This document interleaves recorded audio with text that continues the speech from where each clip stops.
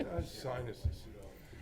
Not sinuses, it's allergies, Oh, which are affected by sinuses.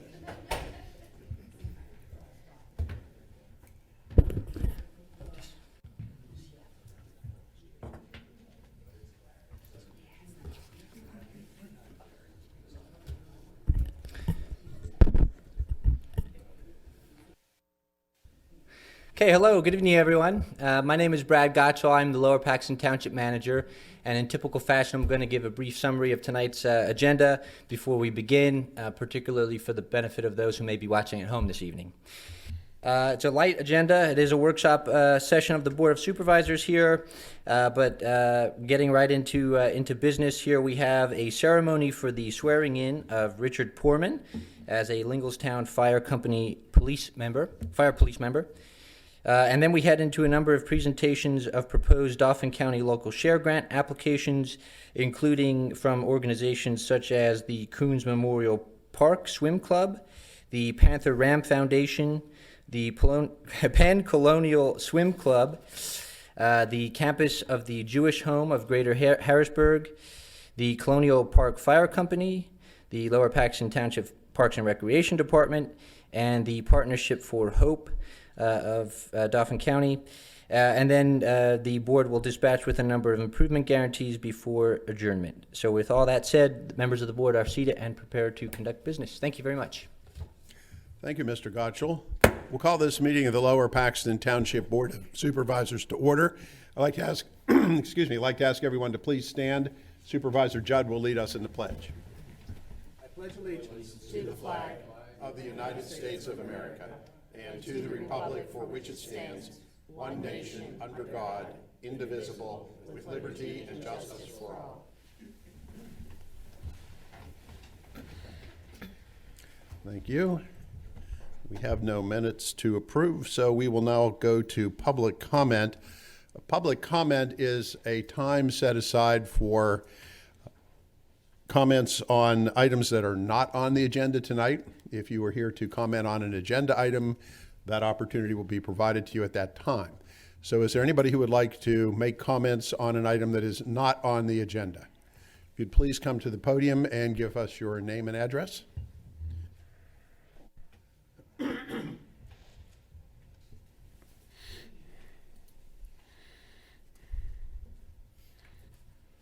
Good evening, everybody. My name is Patricia Chilla, and my address is 6316 Maiden Creek Drive, Harrisburg, PA. Okay? And I'm here on behalf of many people in Lower Paxton Township, and I have some of my neighbors with me. My husband, Tom Steele, my neighbors Sharon and Bill, and Ellen and Mike, and we represent many people in Lower Paxton Township who were not aware of the new ordinance and the new ordinance regarding chickens and bees. So I want to thank you for your time to listen to our concerns on the new ordinance, and hope you will understand how upset and unhappy we are about it. So, and we do have questions. So we moved to this township in 2006, and we did not move to the township in our current development to be surrounded by chickens and bees. And it's a residential community and should stay that way. It's supposed to be for residents, not for farming, not for egg selling, not for chicken slaughtering, or anything like that. The infrastructure of this development was not built to sustain farm life. The disease that chicken feces can bring to an area without proper sewer and drainage systems in place could be detrimental to other families in the neighborhood, not to mention what it's going to do to our property value. We are also concerned about the excessive smell that directly results from chickens and chicken coops that are not properly taken care of, okay? Because that's going to happen. And I'll show you a picture of my neighbor's proposed chicken coop, if you want to see it. It's a doghouse on stilts. That's what he was going to use for his chicken coop.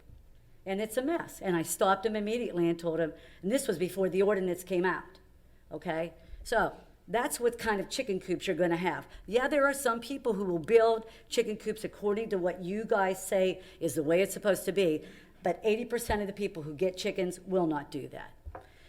These homes in my development were bought by families who pay a lot of taxes. And we have, with expectations to purchase property in the suburban area, not a rural area. We don't live up in Perry County, which is not a bad county. I love Perry County. I'm just saying, I know that's where there's farming. We were told that this is a residential area, not a business or farming area. We were told only certain sheds were allowed and certain fences, which has been totally ignored because my neighbor's fence is totally out of what it's supposed to be, but whatever. Also, chickens and bees will bring predators, ticks, vermin, and all kinds of residents that we don't want in our yards, okay? So just because someone came to you with the ideas, oh, I'm going to get 4 little chickens, and I'm going to name them, and they're going to be pets, and they're going to be in this pretty little, coop, doesn't mean that everybody's going to do that, okay? Everybody is not going to do that. At least 80% of the people will not have chicken coops that you guys think that is by what your code specifies. A lot of the people, and I'm not saying anything bad about any culture, but a lot of the culture that's coming into our area comes from places where there's no ordinances. There's no humane societies. There's no way that they take care of animals humanely, okay? And that's just because how they were raised. I'm not saying it's bad. I don't like it, but I'm just saying it's not what we want in our community, okay?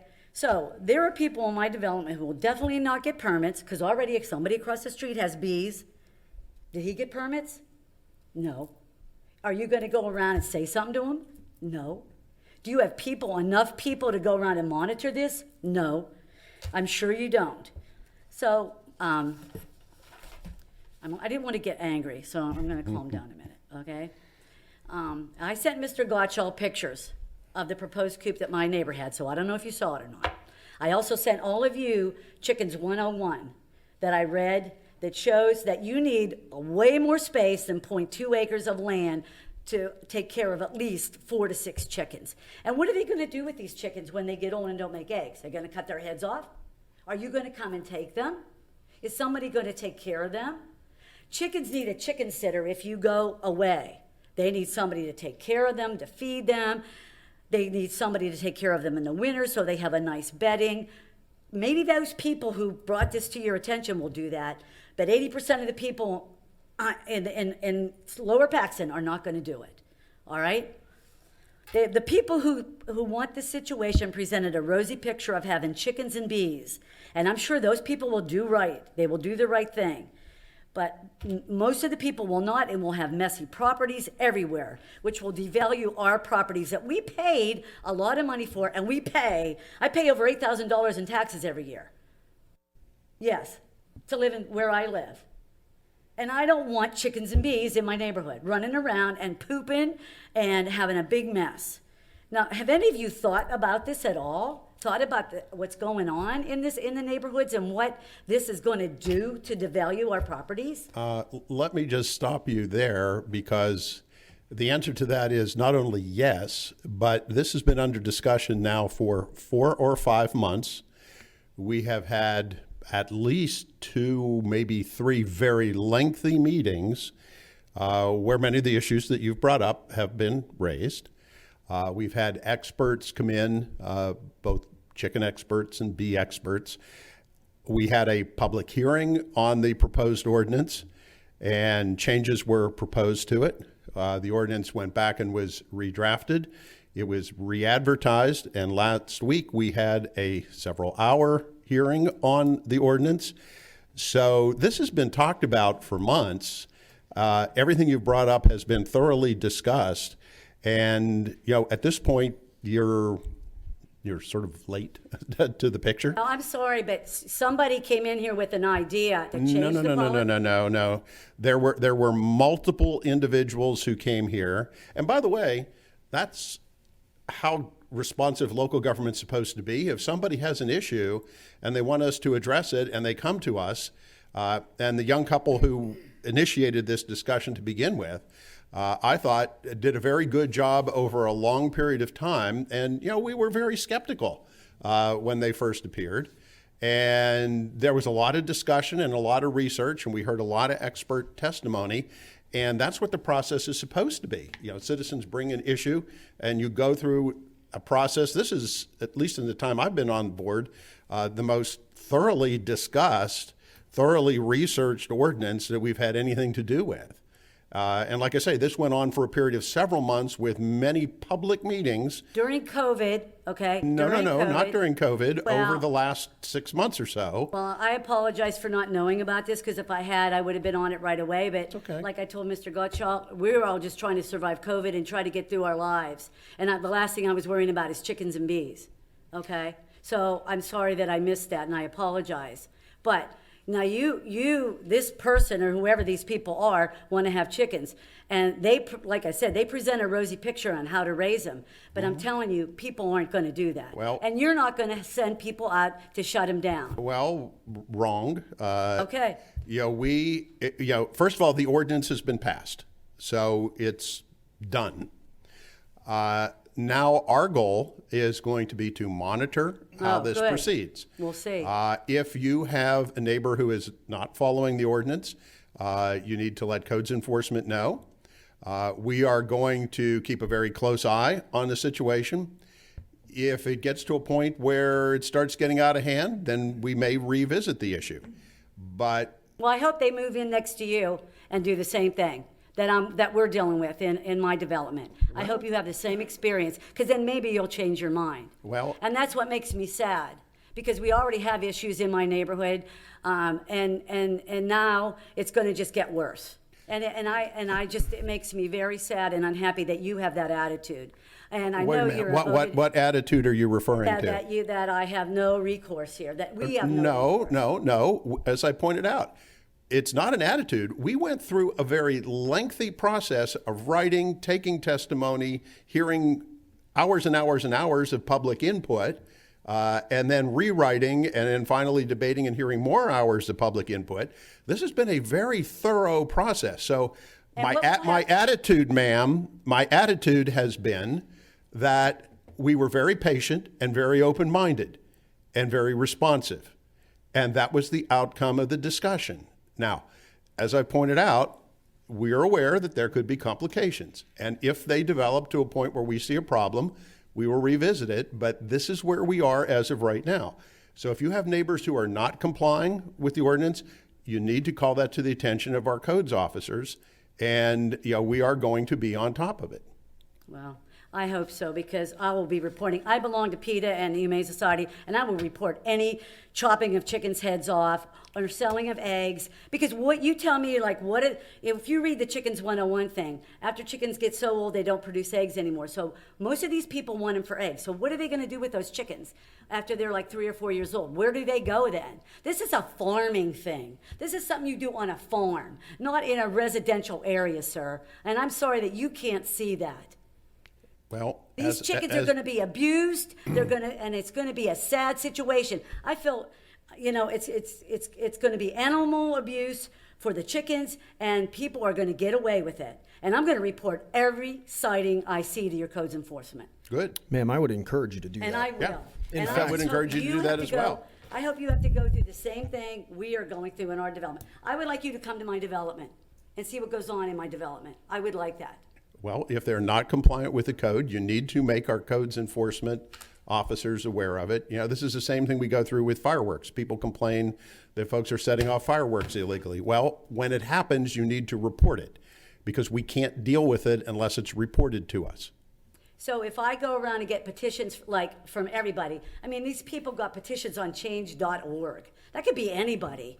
They got signatures on change.org. They could be in Colorado saying, "Oh yeah, you can have chickens. That's a good idea."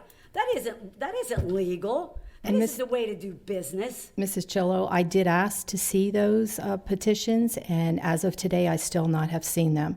My name is Robin Lindsay. I have lived here for 64 years. What petitions? I'm sorry. The petitions that the people signed that they wanted to have chickens. Okay, supposedly there was these petitions that went around that 600 people signed. I have asked twice to see them. I still have not seen them because I wanted to check the addresses. Yes, please do. Thank you. Well, I still haven't seen them. I just want to let you know that I have lived here for 64 years. And if you watch the YouTube video from the meeting last week, you will see that I was trying to not turn Lower Paxton Township into a barnyard. Thank you. Okay? I appreciate This is it. my community. I was born and raised here, and I do want to let the audience know that I did vote against this. Thank you very much. You're the only one that has any common sense. Okay, that's enough of that. You may sit down, please. Thank you very much. I appreciate it. Just be aware that we are going to keep a very close eye on the situation. Yeah, and I'm a voter, too. Well, so am I. Yeah, So, okay, anybody else like to be involved in public comment? Yes, sir. Please step to the podium and give us your name and address.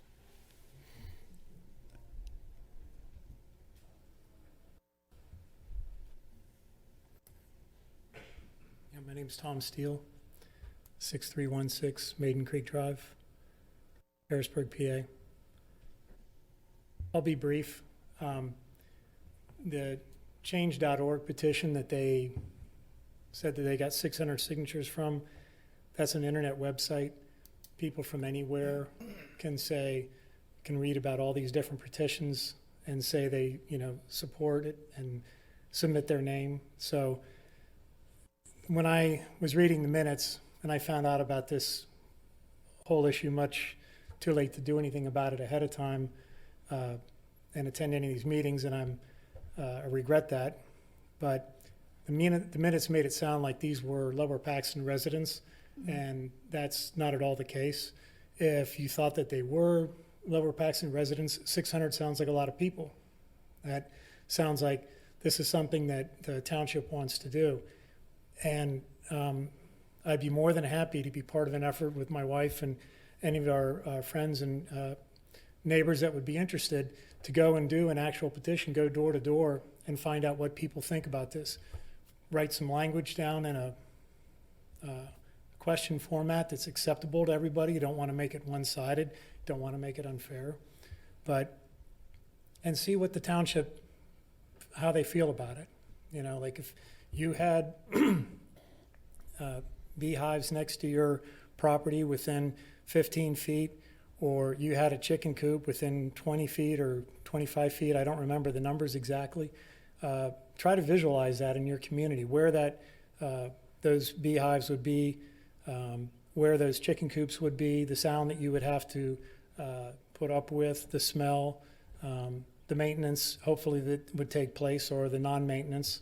And I'm pleased that the township was so responsive to a resident's inquiry, and I think it's a great representation of local government where people will consider something that's put before them, and I commend you for that. And I was surprised with the speed with which this came about. I wish that I had known about it. But How long ago? when, somebody brings something, I think you're obviously going to hear their side of the story. And the difficult part, and that's probably the part that you face every day, is how do you get the rest of the story? And unfortunately, the rest of the story that we wanted to bring, it's too late. But like my wife said, we'll be watching it, and it's not my interest to be a code enforcement officer, but I'm going to end up doing that to make sure that the letter of the law is going to be obeyed in at least my neighborhood. So thank you very much for your time. Mr. Steele, do you have an HOA in your development? We do not. You do not. Let me just say, the quality of life that you're talking about is more important than people being able to have fresh eggs. Mm-hmm. I said that coming into it. I was skeptical coming into it. It was a deliberative process. And all the concerns you brought up were concerns that we brought up. I don't think, now, if we don't know about violations, even under the current ordinance or under the new ordinance, we can't enforce the law. So we do rely, we don't send people out to look. We never did. We don't do that. Whether you're grass, we do need people to say this is a problem. And quality of life and neighbors who, for whatever reason, don't obey our laws are something that we want to know about. And it's even outside of this. I mean, we have all kinds of rules on wastewater storing in regards to chickens and slaughtering, no public slaughtering. You're not supposed to come out on your front, on your sidewalk and slaughter. I know, but we need to know. And it's very important. I'm telling you, at least I think I speak for the board. I don't like to hear that we're looking to make the township into a barnyard or something like that. That is not only is it not the intention, it is something that we gave a lot of thought to. Because, like I said, quality of life is more important than fresh eggs. So we can't do anything. We can't enforce really any ordinance in this township if we don't know about violations. So we will enforce this, and we can't do it without you. Almost everything you brought up is something that's prohibited in one way or another. And as far as, picture if it was your neighbor, that's what I did from the get-go. Yeah. That's exactly what I did. And that's the way I try to do it for all these things that we consider. So almost all the observations that were brought up were things that were considered. I didn't really put a lot of stock into a petition. I heard from people personally. I could see the discussions on social media that people who I knew were township residents. That didn't really sway me too much at all. We start with, and I said this to a gentleman who was not only for chickens and bees, he thought our ordinance was too restrictive. Yeah. So I got a lecture on, because I said we try to use the lightest hand possible. You own your properties. You don't want us getting our nose in on everything until it affects your neighbor. That's when we're supposed to be there.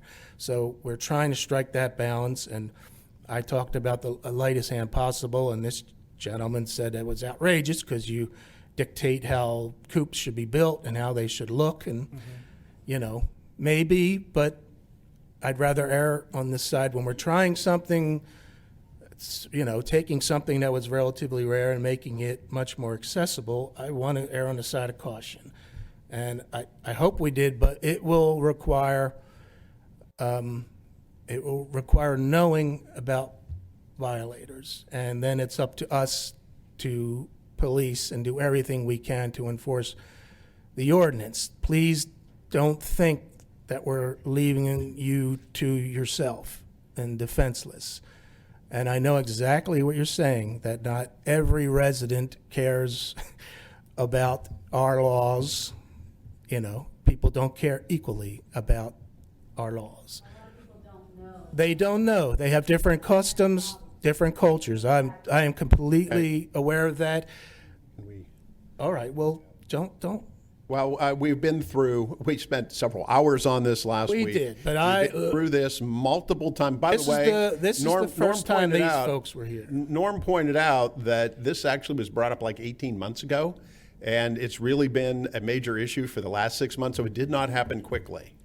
But it's the first time a lot of people heard about it. Well, and That's true, but we have many items on the agenda this evening, and we've beat this to death for multiple meetings. We just announced we have somewhat of a light agenda, so we No, I can't now didn't say say we that. have a busy agenda. Well, we do have a busy agenda. We have a number of folks who are here to talk about grant applications. And last week we all sat here and we took whatever time anybody wanted and listened to everybody who had something they wanted to say for as long as they wanted to say it. And we worked our way through the whole process, and that was like the second or third time that we did that. So it's not like we haven't listened to all sides and heard these comments. And I think Chris is absolutely correct. What we're trying to do is we're trying to strike a balance here. We have folks who have your opinion, and then we have folks, one guy came here was sort of rather pointed in claiming that we were being too harsh. And you know what? We did put a lot of restrictions for precisely the reasons that you brought up. We didn't want just, an unfettered explosion of chickens in the township. We put a lot of terms and conditions in the ordinance. But people won't follow them, sir. They won't. You know it. Well, That's the problem. people, Show you the picture of my neighbor's chicken coop, and I show you this. We can't. we can't enforce understand it if we that, don't know. and the situation is this. The process now is we have an ordinance. If you have a neighbor who's in violation, you need to make that information available to our codes office, and we will take action. You need to come to the podium, please. Yeah, we're on television, so, we're on television, but that's why we need you to come to the podium so our vast television audience can see and hear you. My name is Sharon Hicks. I live at 6311 Maiden Creek Drive, Harrisburg, in the same neighborhood with the people you've heard from already. And I just had questions. One, I apologize for missing this key item in your agendas prior. I would have been here for sure. Secondly, I want to say, is there a magic way to arrive at 0.2 acres? How can you just explain that? Do you mind explaining that to me? How did We kicked around different sizes, and 0.20 was as small as we thought we could go. Frankly, I don't think there are lots really smaller than that in the township. And again, as Chris Supervisor Judd pointed out, we're trying, and this comes up with a lot of different issues. We try to strike a balance between letting people do on property that they bought with their own money and they own, and they want to do certain things with it. We want to have a light touch in terms of not telling residents what they can and cannot do. But then the balance comes, when do you start affecting the quality of life of people next to you? Right. If I wanted a horse on 0.2 acres, you would look at me like I had 3 heads, right? Yeah, although and I don't want to get into a complete discussion here, but it was pointed out that you can keep multiple dogs on a 0.2 acre lot, and dogs create a lot of the same issues that chickens do. So I guess chicken discrimination wasn't something I'd really thought of, but Okay. Chop up chicken's heads and sell the eggs and stuff, or dog's eggs. Yeah, and I sincerely hope not. People are gonna do that with these chickens, sir. Well, but again, if they do, you need to let us know. Right, and that's my second question and last question, I promise. Sure. You have an ordinance. Mm-hmm. You had an ordinance. The ordinance got changed. Is there some magic to changing the ordinance again? As Tom mentioned, are we able to move that process forward with action, or just well, we just- abuse? Is we that just- the only way that it happens, is with reported abuse? We just finished the process. Right. So, now, that's not to say that the ordinance can't be repealed or changed in many different ways. Our thought was, we're going to try it this way and see what happens. We're going to monitor it very closely. But there is an appeal process. No, there is not an appeal process. What's that? No, I didn't say that. There is no appeal process. Okay. We passed an ordinance. Okay, the ordinance passed last week. That is now the law of the township. Can we change that ordinance again in the future? Yes.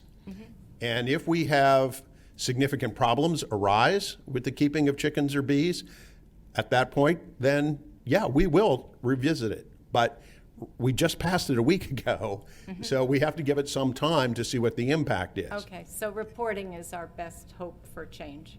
Reporting is the best hope for enforcement. Because we want people to abide by the ordinance, just like we want people to abide by the fireworks ordinance. They don't. We don't want people speeding down Colonial Road. They do. Enforcement is an issue in a number of areas. Yeah, you are correct. I don't think our hope was to see the ordinance enforced. I think our hope was to see it repealed or changed in some way, because we feel that the long-term effect on our property is going to be very detrimental to us as property owners. And I think if you had a similar situation in your own neighborhood, you would probably understand maybe That may a little be. more. But thank you for your time. Thank you, ma'am. I appreciate your time. I would like to tell the truth. I cannot sit here and let this happen. We were at 1 acre in the original ordinance. They changed it to .25. The two people that have been coming to visit us for 18 months realized that their property did not go with the new ordinance, that their property was .20. It was then changed to .20. Well, the difference between .25 and .20 is negligible. Well, Listen, if well, I may. again, number one, you're out of order. We have comment from the podium, you know, and the fact of the matter is, as I've said here tonight repeatedly, we had numerous opportunities for input over this over apparently 18 months, but particularly the last 6 months. So it's not like this came out of the blue, and it wasn't just two people. There were a lot of other people who came before us and talked as well. So we went through a very... Like who? The guy from Carlisle was here? He was the bee guy, Okay, Robin. who was the other guy with anybody with the chickens? I don't remember one person coming and standing at the podium about chickens, except for the young couple that came. Thank you so much for your honesty. Well, perhaps I was reading Facebook comments, of which there were many, including mysteriously that we were going to allow goats, which I have no idea where that came from. But if I can jump in real quick, it was like, as the chairman said, I mean, this had been going on for a really long time. Several of us went and actually spoke to people at other municipalities, okay? Norm actually went door to door in another municipality and talked to people that had, But Norm's daughter lives there, that's why size of he a was chicken. there. Now, my daughter doesn't live in Brookhaven, Meteor, Swarthmore. My But daughter she's- lives in Westchester, But she's from that area. but she's from the same county. Robin, your Whatever. issue is with sound, right? And hens don't really make noise, okay? So they don't. I had chickens. I had a farm. So yeah, that roosters make the noise. Anyway, this went on long enough. We, sat here meeting and meeting and meeting, and nobody else showed up. So we took it upon ourselves. If you go back and watch the original footage, like 4 to 5 months ago, you're going to see me giving them a hard time, asking them all these questions, okay, all the same questions that you asked. I'm a nurse practitioner. I asked them about, what about, the CDC's guidelines? What about all of these things? And I voted yes on it. So they swayed my opinion, okay? And I'm an educated person. So I also had a farm. I had chickens. So, and I was against it initially. But we came to the conclusion that the ordinance that we had drafted was a rock solid ordinance and could be enforced. And I also urge anybody that has an issue, ma'am, you said about PETA, please go ahead. Okay, they can tack on some other charges with the person that's not doing it. But I will say this, I don't appreciate you coming up here and giving us a hard time if this has been going on for so long and you've not done anything about it. You didn't know about it, sir. No, ma'am, you said this has been going on, I want to show you pictures. So you did know about it. We stopped it. I'm sorry. Mm-hmm. Actually, they put that dog. Did they end up getting it up? No. So you went through the right process and you told the right people and it never happened. Thank you. You made my case. Okay. Yeah, thank you. Well, the new ordinance is much more restrictive on what they can do than the old ordinance. They will not follow it, okay? They will not. Okay, that's the point. I could tell you so many things that have gone on in my neighborhood, but I could tell you that you would be very upset about if you lived. So the bottom line is, they will not. They are in business to sell stuff and to make money doing stuff in our development and. Who's that? Well, you know what? You're not up at the podium. No, okay, yeah, I think that we appreciate your coming here. And we understand your concern because these concerns have been raised repeatedly over many months. So it's not new. What we will ask of you is if they're not following our ordinance, let us know. And we have enforcement mechanisms and we will use them. So if somebody has bees already, you call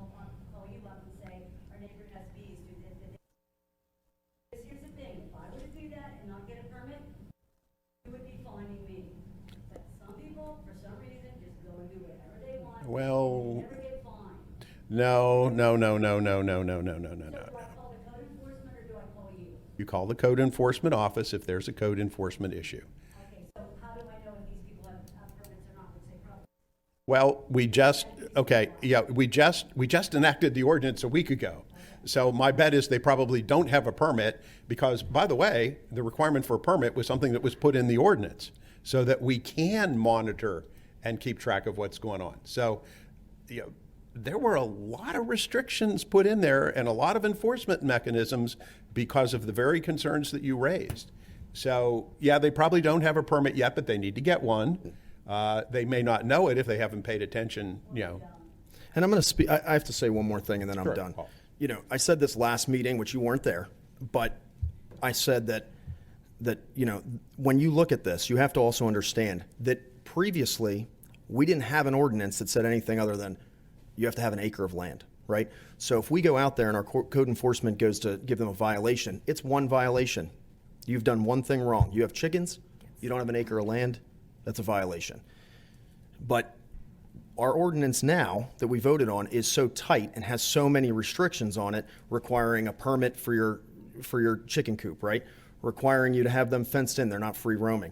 Requiring, I'm not even going to go through all of it. By the way, hold on, they have to have a plan of what they're going to do and how they're going to dispose of the chicken waste. I'm with you. Some people aren't going to follow that, for sure. I get it. But what that does, though, is when you call that in and you report it, now we don't get them for one violation, we get them for 10. And then what do Okay? you do with the chickens when you shut them down? Where do the chickens go then? What happens to the chickens? Chicken heaven. We don't have a plan for where the chickens go. That's not our plan. Okay, Hey, I have But a quick question. You've raised a curiosity on my part, something that I've been trying to find out about for 3 years. We pay a lot of money to broadcast these meetings on Verizon and Comcast live. And then we run them on YouTube so they can be looked at again and again and again. Were you aware of that? No. Okay, that's kind of, because I've been trying to find out, how many people watch this on TV, and are we getting our money's worth? And that's a good indication that we're not. We have all of the ways to do that, but we don't. Are you signed up for our email? But yeah, please do that because what will happen is you'll get the agendas and you'll be able to see what's going on and there's all sorts of information on there. And, Chris has sort of led the charge on putting these various platforms together so that you can get not only emails, but you can get text messages. If there's emergencies or whatever, we used it a couple of weeks ago with the incident that we had over in Penn's Woods. So please sign up for all those things. That way you'll know what's going on and you can be here at the time when we're discussing it and make a decision and not find out about it afterward and it's a little too late. Thank you. Up until now, we've been pretty happy. Well, We'll see what happens. keep us informed. We need you to keep us informed. Thank Ma'am, you. Ma'am, I just want to let you know I lived in my development for 40 years. And 2 years ago, we moved because of our development. Yep. Well, don't go there. Don't go there. Don't go there. Anybody else wish to make a public comment on an item not on the agenda this evening? Anybody else wish to make public comment on an item not on the agenda this evening? Okay, that gentleman is leaving and not coming to the podium. All right. We will now move to, we're going to have a ceremony here for the swearing in of Richard Poorman as the Lingelstown Fire Company, as a member of the Lingelstown Fire Company Fire Police. Mr. Poorman, if you would come up to the podium, please.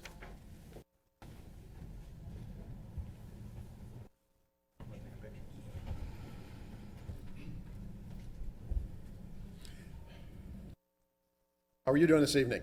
Doing fine. Come over here, both of you. All right. So we will administer the oath.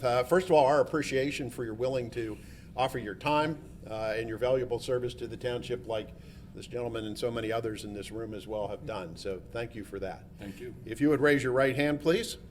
I state your name. I, Richard Poorman, Do solemnly swear do solemnly swear that I will support, obey, and defend that I will support, obey, and defend the Constitution of the United States the Constitution of the United States and the Constitution of this Commonwealth. and the Constitution of this Commonwealth. And I will discharge the duties of the office I will discharge the duties of the office of Fire Police Officer of Fire Police Officer for Lower Paxton Township for Lower Paxton Township with fidelity. with fidelity. Thank you, and congratulations. Congratulations. You want to have pictures? Board members, do you have any family members or anybody with you this evening? No. Okay. Board members, you want to come up here and have a picture with these gentlemen? Yes, in the front, yes.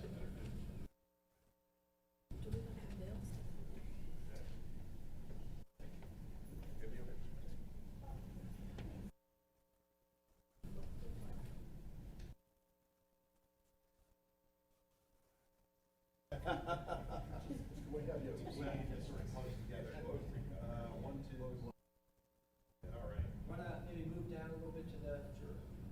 Down here. Does he have a flag growing out of his head? There you go.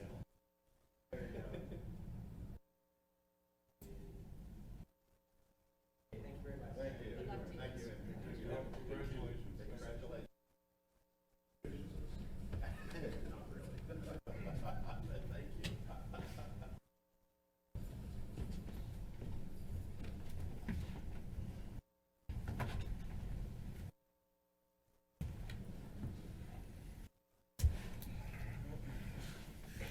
Very good. Good to have Mr. Porman with us now, as well as our new officers that we swore in last week. And now to the main business of the evening. We will have presentations for proposed Dauphin County local share grant applications. And we have a number of organizations that wish to make a presentation to the board. Our process is that we will hear presentations, and then each board member will have an opportunity to rank in priority the presentations, although all will be recommended, but we will rank our priority areas after the conclusion of all the presentations. So we will begin with the Coons Memorial Park Swim Club. A familiar face. My name is George Kunkel, and I'm president of the board of Coons Pool. It's a lot easier to say that. We are asking for $65,000 to replace our diving board. Nobody seems to know the age of the diving board, first of all, which can be kind of scary. We just had a major renovation to our baby pool, and we enlisted the company Boyer Pools to do the work. And we knew there were some problems with the diving board, so when they were there, they had 2 men get down in the dive well all over the diving board, measure everything, and they found out that our board is too high, too long, and too close to the edge, and nobody knows how old it is. And you know, if there's one liability item at a pool, it's a diving board. And secondly, the only company that will do things like this are large companies like Boyer Pools. We've contacted a lot of the local companies, Leslie Pools, people that handle residential pools. As soon as you say commercial or diving board, they won't even look at you. So we had to go with a company that does this kind of work. To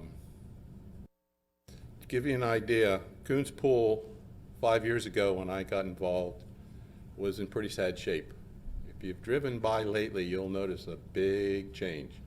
I've gotten 4 other grants, I believe, and this proposal lists some of the things that we've done.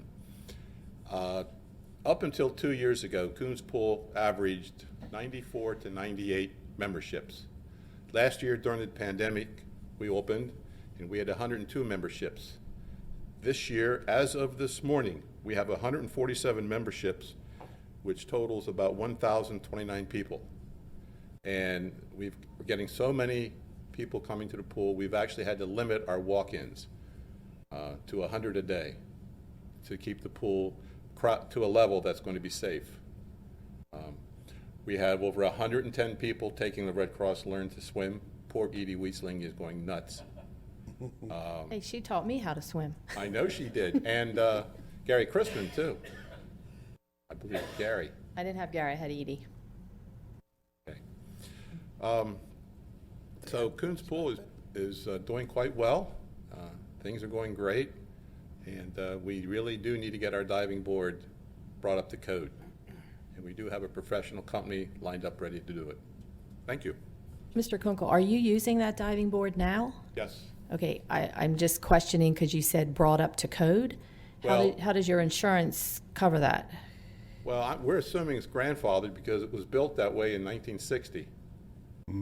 Because I know Boyer Pools, when they redid our baby pool, they did a lot of things differently to make sure it met code. Okay. And of course, this was the first time all us volunteers at Coons Pool actually brought in a professional company to look at things. And it's amazing that we've done so well on our own. But now that we are being quite successful, we can afford to pay some people to come in and do some of this more serious work. Any other questions? We're good. Thank you, sir. Now we will hear a presentation from the Panther Ram Foundation and the Nutra program. Ladies. I don't know if, does the mic work on the, yes, you may sit there and just hit the button toward the front, make sure the little green light comes on. There you go. Actually, it's a lot easier to see you when you sit there. Thank you. Good evening, supervisors. My name is Pam Jones, and I am the director of the Central Dauphin School District's NutraPacks program. NutraPacks is a weekend food distribution for elementary and middle school students in the school district who need nutritious food over the weekends. Our program began in 2010 and has been serving over 400 students each week during the school year. Each week, the students receive a large bag of food in addition to milk, eggs, and produce. Each bag contains breakfast, lunch, dinner, and snacks for the weekend. Parents pick up the packs at one of 9 locations in the school district. For Thanksgiving week, we provide each family with a 14-pound turkey and a large box of food to prepare a full traditional Thanksgiving dinner. Our program is a project of the Panther Ram Foundation and a 501c3. We operate with an advisory board of 11 people. Over 200 volunteers work throughout the year to distribute the food. Volunteers do the ordering, the bagging, delivery, distribution, and everything else that is needed to make the program run. We are completely 100% volunteer. We have no paid staff. Our funding comes from grants, churches, community groups, and individual donors. In past years, the Dauphin County grant has helped us to serve every student that needed food. 100% of this grant goes to purchase food. We leverage these funds by primarily purchasing from the Central Pennsylvania Food Bank.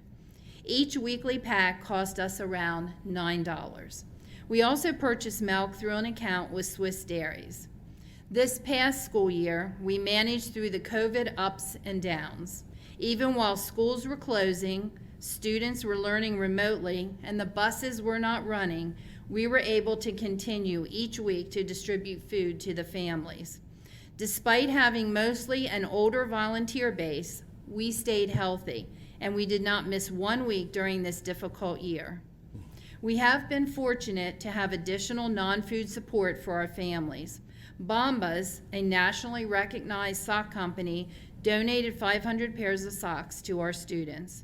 2 groups of ladies from local churches made quilts during the quarantine for each family. Individuals and groups contributed over 800 pairs of winter hats, gloves, and scarves. This outpouring of support, concern, and love for our program is reaching beyond nutritious food because we are improving the quality of life and we are having a positive effect on the health of our local community. Thanks, Pam. First, I want to thank everyone for taking the time for meeting with us this evening. My name is Dr. Stacy Cherney, and I'm speaking to you from the perspective of an educator with over 20 years of experience as a teacher, a school principal, and currently I'm an educational consultant with the Pennsylvania Department of Education. I'm here to share with you the benefits of NutraPack for students in Central Dauphin School District. When beginning at Central Dauphin in 2013 as the principal at Southside Elementary, I was astonished to see the impact of NutraPack for our students and families. When I was in Harrisburg School District as comparison, we had many students who suffered from food insecurities, but without formalized support, such as NutraPack, it was up to the staff to support the children. This often resulted in prioritizing that support by the most severe cases and consequently leaving out a lot of needy students. At Central Dauphin, all students are eligible for NutraPack. This not only helps the most needy students who are impacted by generational poverty, but it also assists those families who are experiencing situational poverty and are in need of temporary assistance. Beyond the provided food, NutraPack has offered holiday meals, nutritional educational newsletters with recipes, toothbrushes, gloves, hats, and even crock pots for families. As an administrator, I've seen that this outreach has helped immensely in bridging the school-to-home gap, which can be very challenging, especially in low-income schools. The benefits from NutraPack really extend past providing food. It builds a strong community and strong relationships. Thank you for your time. Thank you. Pam, did you see an uptick in the number of students needing assistance over the past year and a half because of the whole COVID thing? Did that add to the need? I know the need was already substantial, but did that add to it additionally? Actually, it was the opposite. Really? We were really surprised, and we were prepared for an increase. But as the months went on and families were receiving federal funds and help, we actually noticed there was a decrease. There was a lot of places in the area that they could go to pick up boxes of food from the food bank and other distributions through the federal. So we do know that when all that goes away, that we will be back to our normal distribution and probably will see an increase because food prices have increased. Well, there's that too, yes. Pam, quick question. I met a lady last Thursday who is a regional director of a food distribution, I guess you'd say plant, warehouse out of Middletown. Are you familiar with them? Because they do like all over the country, foreign countries. They seem to be a pretty big operation. Is there any way you could partner with them, or have you already? We have. I was actually there 2 weeks ago. Midwest Food Bank is what it is. Yeah. We met with them.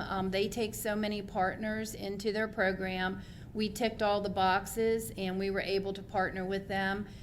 They do provide food completely free, which is different from Central Pennsylvania Food Bank. The only difference with them is that we will have to work out a delivery system. They do not deliver, so we will have to have volunteers pick it up. And they also have a limited supply of what we need. We do try and stick with nutritional food in our program. So when I was over there, they had a lot of sugary type foods, which we probably would not take, but they will be able to provide us with food. And so we're really happy about partnering with them. Okay, great. Thanks. Anybody else have any questions for these ladies? No. Thank you both very much. I've heard about this years and years ago, but the service that you're doing for these families and for the community. Thank you so much for your time. Yes. Thank you. Welcome. Thank you. We now will hear from the Penn Colonial Swim Club. Anybody here from the Penn Colonial Swim Club?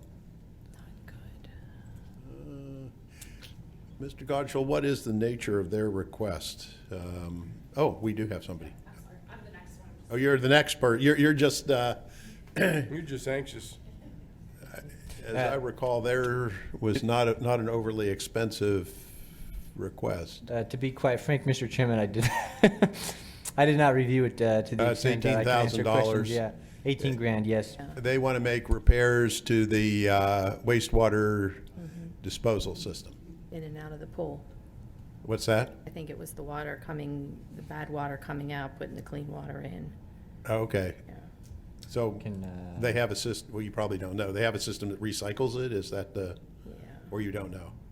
I did look at it today. They already have a system. I think they're upgrading it. They want to upgrade their system. Okay. I'm sorry, I got locked out. That's okay.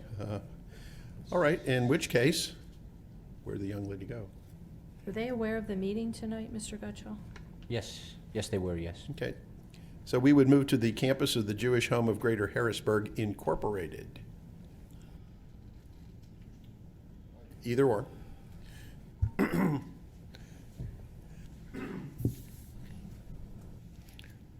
Hi, my name is Alan Geckel. I'm the Chief Executive Officer for the campus. Mr. Zumas, to your comment earlier, or question earlier about the use of your television broadcasts, before I came, I got a text message from a unit secretary at the home who calls herself affectionately the other CEO. And she had seen the agenda online and is probably watching to see the presentation. So there are some in the township that utilize that. Yeah, you know, you hear about certain TV shows, they can tell you how many people were watching, you know, Super Bowl being an example, but that's to the extreme. So I just figured, you know, small township, they might be able to tell us how many people are dialed in. Yep. They've never been able to do that. Well, anecdotally, there's at least one. That's good. Oh, good. So we're not just going into space out there. And if my wife would stay awake, there'd be two. Well, first, I wanted to say thank you for the past support of some of the initiatives that we've taken to the local share. And we've been able to do some things because of local share that otherwise wouldn't have happened. And some of that were generators in the past that have helped us maintain normal operations when power goes out, which is vital because of the equipment and things like that for the residents. Last year, you supported a project that supported or will support over the next couple of months as we get into the purchasing, a new van, some upgrades to our therapy equipment and our therapy gyms, and also a renovation of some of our bathing areas, which as a result of COVID, I'll talk a few minutes later about how that's going to impact. And the request that we're going to be making now is to continue those projects. And I'll talk a little bit about the financial impacts of that. But we're requesting $75,000 from local share to help support the second phase of these renovations and upgrades to the bathing facilities and the therapy gym. This is going to allow us to do some additional renovations and complete those projects, along with some other fundraising that we'll do to support that and some planning that we'll put into our capital budget. To give you a little bit of background about the campus, we do provide a continuum of care, and we are the only facility in Lower Paxton Township that is considered and licensed as a continuing care retirement community, meaning we cover everything from independent living up through rehab and skilled nursing. So we have all levels of care in the long-term care continuum. So again, we remain the only CCRC in the township. And our mission, it is based on Jewish values. It is to enhance the quality of life of those we serve and their families, and to support individual beliefs, practices, and customs. While we are called the campus of the Jewish home, I will tell you that only about 35% of our residents in all the levels of care combined are Jewish. So we do not only encourage, but we build programming in for people from other faiths. It's just that for those of the Jewish faith, it's the only place that they can get the services, religious services and kosher food and things like that that they need. But we do provide service to anybody. 65% of our skilled nursing residents are on medical assistance, which means we get a limited amount of reimbursement on a daily basis from the state and federal government for their care. It covers about 2/3 of the cost of providing care. So things like this are vital to us to be able to do some of the other things that we need to provide and to keep. I call our capital budget a Band-Aid. We put Band-Aids on the things that need to be fixed. We try to prioritize those, and then we rely on sources like this to provide us with the extras that we need to properly take care of people in this day and age. Normally, in non-COVID times, we would have about 190 to 200 residents across that continuum. Right now, it's about 150 because of the COVID impact. People delayed moving into the continuum, and hospitals weren't doing some of the services that would send people to that continuum. We have seen an uptick over the last 6 to 8 weeks in terms of residents moving into the campus, so we expect that occupancy to recover over the next few months, next 6 months probably, and get back to where it had been in the past. The project itself that we talked about last year and are planning to finish this year is going to cost in total about somewhere between $290,000 and $300,000 until all is said and done. Last year we got $75,000 through this process. We're asking for another $75,000. Again, we'll raise the rest through fundraising and or building that into our capital budget. I will tell you that COVID had a major impact in our industry and on our facility. Between the costs of keeping staff, as you all know, most people opted to work from home. That's not an option for people in our industry. Yeah. Getting staff to show up for work required extra incentives. So between the overtime, the incentives, things of that nature, the PPE, I'm sure anyone who was trying to get masks and other PPE knows the struggle. Well, we were going through that at a clip of $10,000 a week for a period of time. And obviously people were milking that for all it was worth from the supply side. So staffing costs, PPE, testing. I have been tested 93 times since last 93 March. times. Gee. Believe me, I keep track. Wow. So those costs were costs that we aren't built into our regular budget. Yes, we got some stimulus money, but the fiscal year that just ended June 30, final results aren't in, but we're estimating that we lost somewhere around $2.7 million this year. And the projection for next year is similar while we recover census. And we're not done yet. Obviously, we've stopped wearing masks in a lot of public venues, but the PPE requirements in long-term care are still the same. So we're still incurring some of those costs. This is an important project because the bathing facilities are basically one area where residents get to have a little bit of peace and quiet and enjoy a little bit of normalcy. But our facility, as you can see, is very outdated. So the renovations are going to help us do some nice things in there and make it a more pleasant atmosphere. You're talking about people who depend on other people, staff, for every step of their life. Waking up, dressing, eating, they're told what to do, where to do it, and how to do it. And this renovation will give them a little bit more normalcy in their day-to-day life. The therapy piece is also very important because that's where some of the residents that come for short-term stays get ready to go home back to their normal everyday life. And again, some of the equipment needs to be upgraded. The facility just needs to be renovated, to be modernized, bring in some new equipment and that type of thing to provide better service for the residents. So our goal is to expand the gyms that we have in both of our buildings, our personal care home where the independent and personal care residents reside, and then in the skilled nursing facility. With the improvements that we would make in the personal care side, we'll also be able to obtain an outpatient therapy license. And with some of the other things that are happening on Ingalstown Road that are going to work in aging services, we feel that we'll be able to serve some of that clientele as well on an outpatient basis. So it'll also be an extra revenue source for the facility down the road, which should help us offset some of those losses from the medical assistance program. So all of that said, when I know one of the things that people generally are interested in, our employee base, there's about 300 people, 280 to 300 people that work on the campus between our own employees and contract help to provide those services to that 190, 200 residents. And then there are probably somewhere in the neighborhood of 150 to 175 vendors that benefit from our campus being there as well. So the impact that being able to continue to do some of these projects will have on the local economy and the community at large it goes beyond our square footage or our acreage.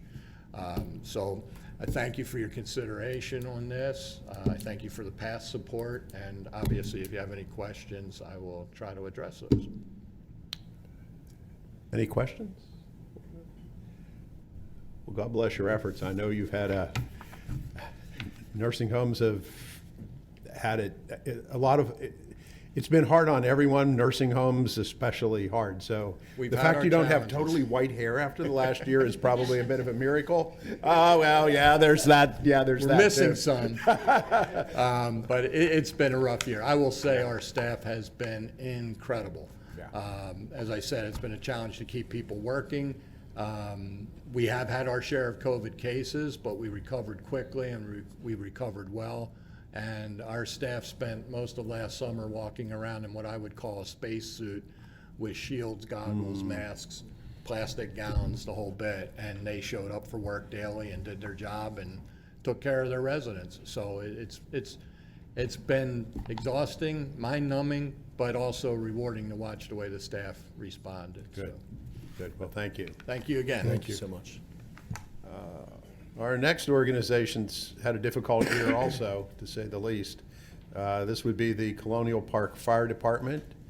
And if you wish to come up and Tim, are you going to be the spokesperson? Yes, I am, but I thought that other lady got jumped. No, did I? Oh, she's with them. All right. Okay. I thought I was still in the proper order here, but I just didn't want to jump in front of it. I understand. Good evening, Mr. Pramick. Good evening, everyone. Thank you for having us here today. We submitted a grant request to upgrade the sign that's in front of our station. This has been near and dear to most of the members at the station because, as you can see, the older sign was manual. And somebody had to go out there, lift up the glass, while another person held it and slid all the letters in, and it was a static sign. Those two members unfortunately passed away this year, and it's hard to find other people with that much patience to go out there and change the sign. I provided everybody with a report. Hope everybody read it. Our station is answering more than 600 calls a year. Last year it was 669 to be exact.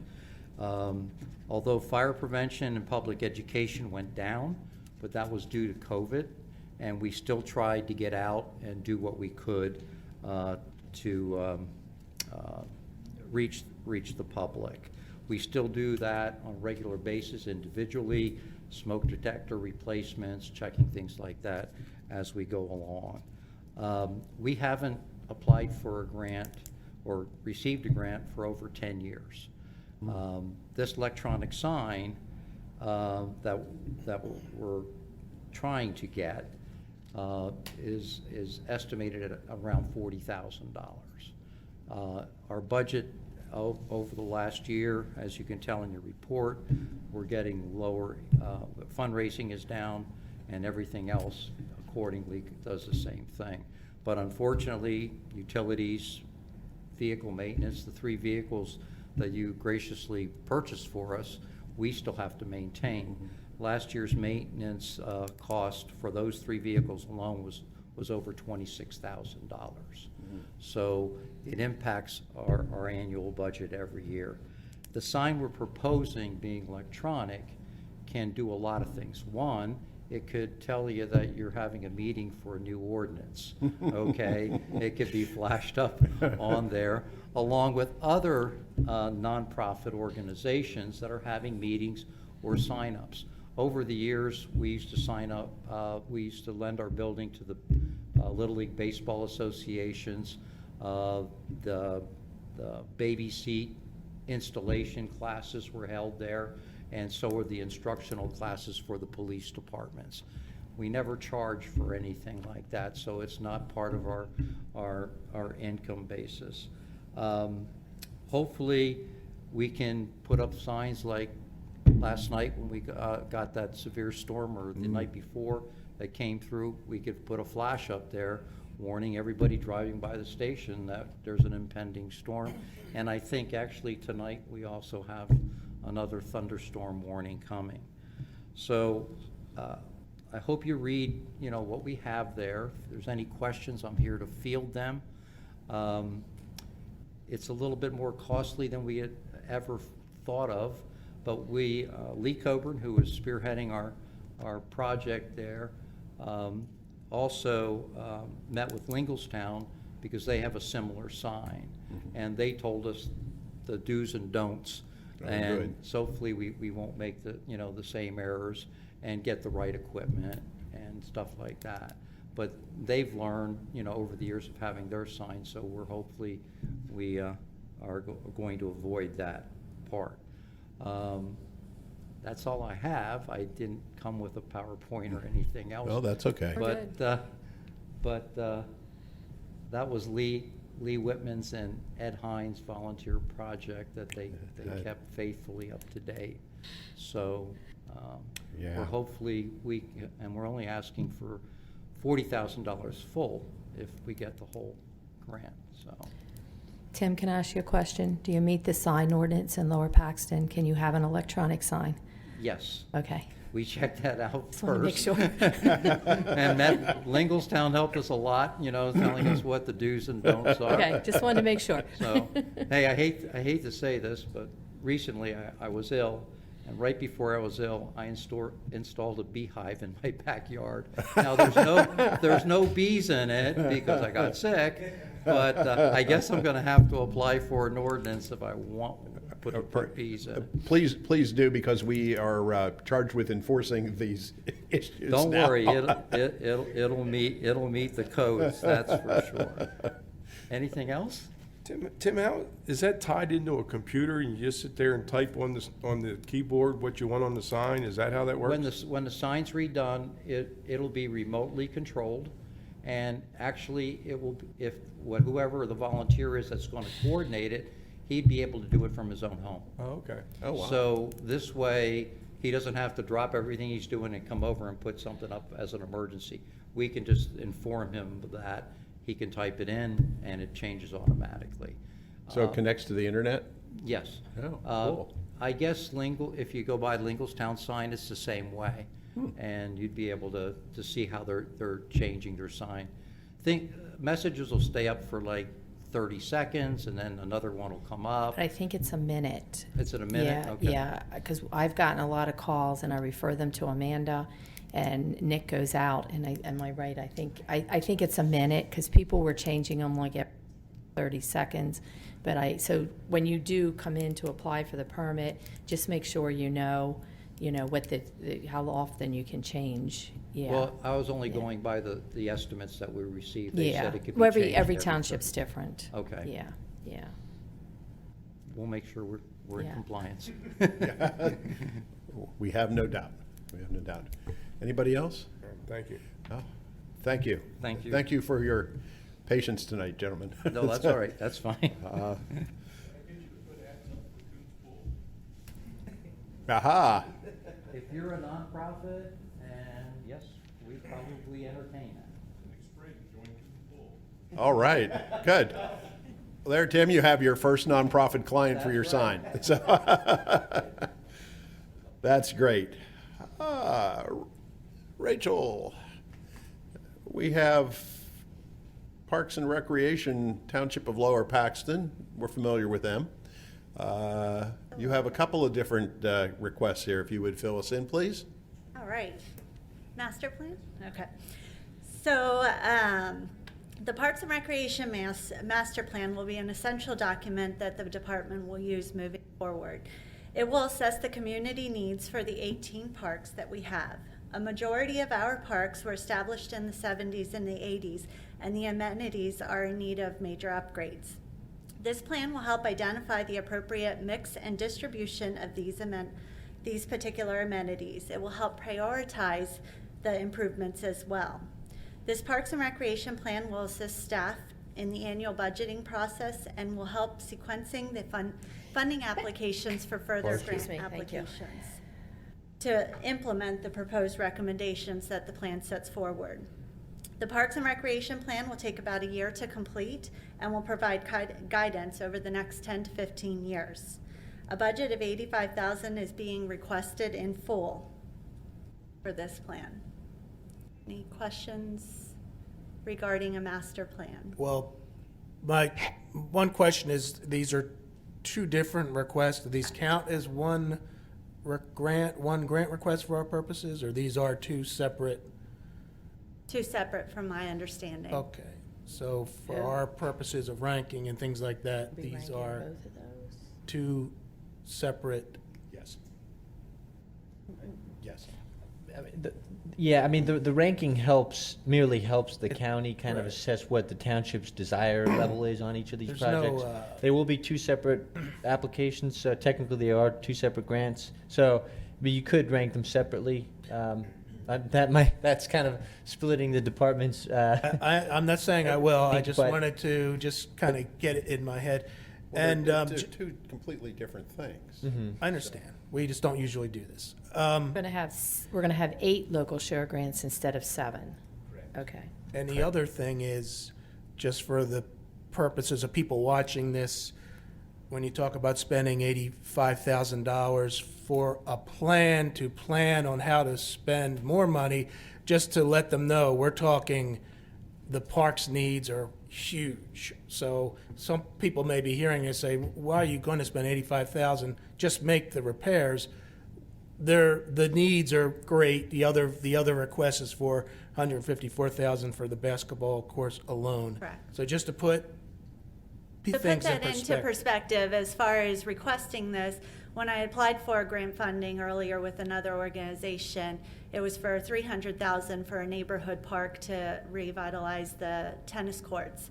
But because a tennis court was also in need of revitalization of $250,000 within less than a mile from the same facility, they denied our request and said, we need to know what the master plan is when pursuing these type of grants.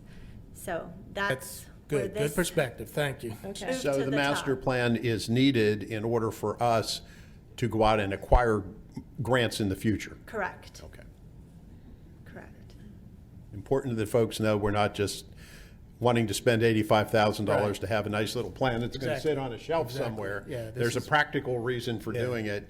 And, we're going to have much more to say about park improvements here in the near future. But you're correct, they are many. There are many, and there are a lot of grants out there that we could apply for, but they always revert back to what is the master plan, and with having 18 parks, where do you begin? 4 of them large community parks, and the remainder are the neighborhood.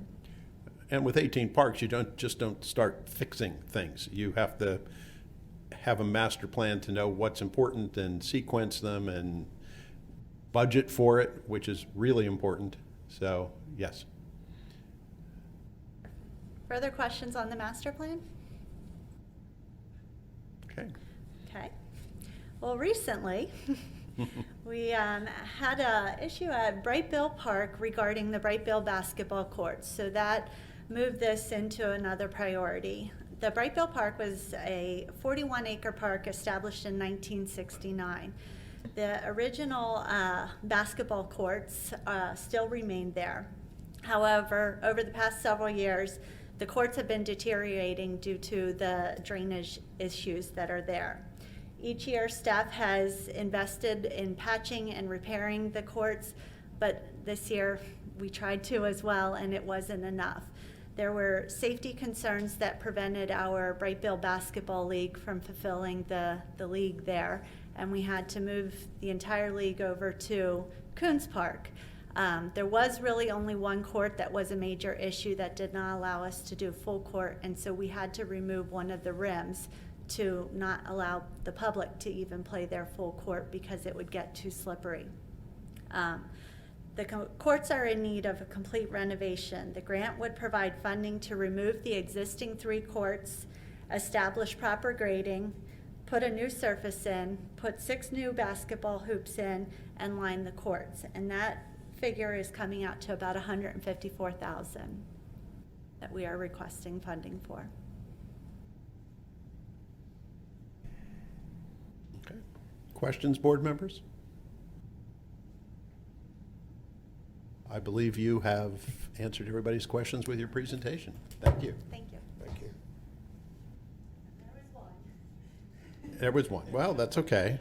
Now, finally, the gentleman who receives the Patience of the Night Award. This is the Partnership for Hope Dauphin County Local Share Grant.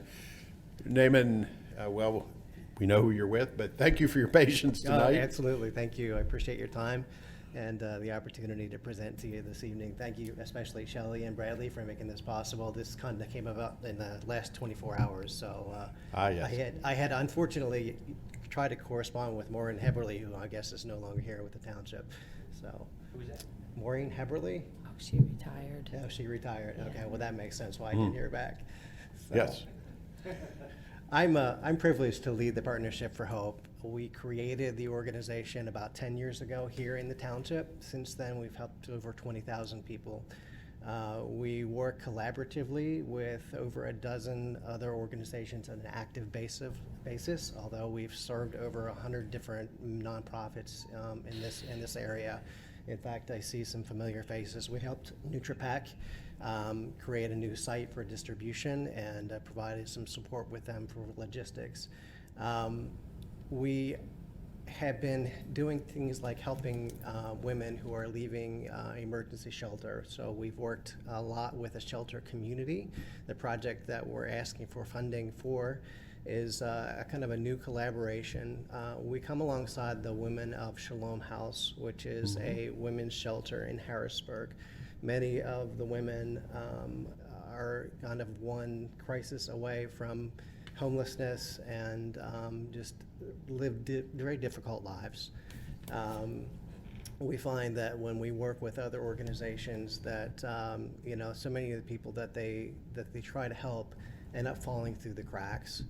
What we've started with the Social Enterprise Institute and Shalom Workforce Development Services is a new program that provides employment to these women who are leaving the shelter. So they receive comprehensive services and supports while they're at the shelter. They receive counseling, they receive life coaching, they receive life skills, but we want to take it one step further. We want to help people not stay in poverty and sustain them in poverty. We want to help them emerge from poverty and get a better life. So our request for you this evening is we want to provide some transportation. We have requests for 2 vehicles. The amount that we've requested is $35,000. It's not the total amount. The total amount we expect to purchase the vehicles for is about $50,000.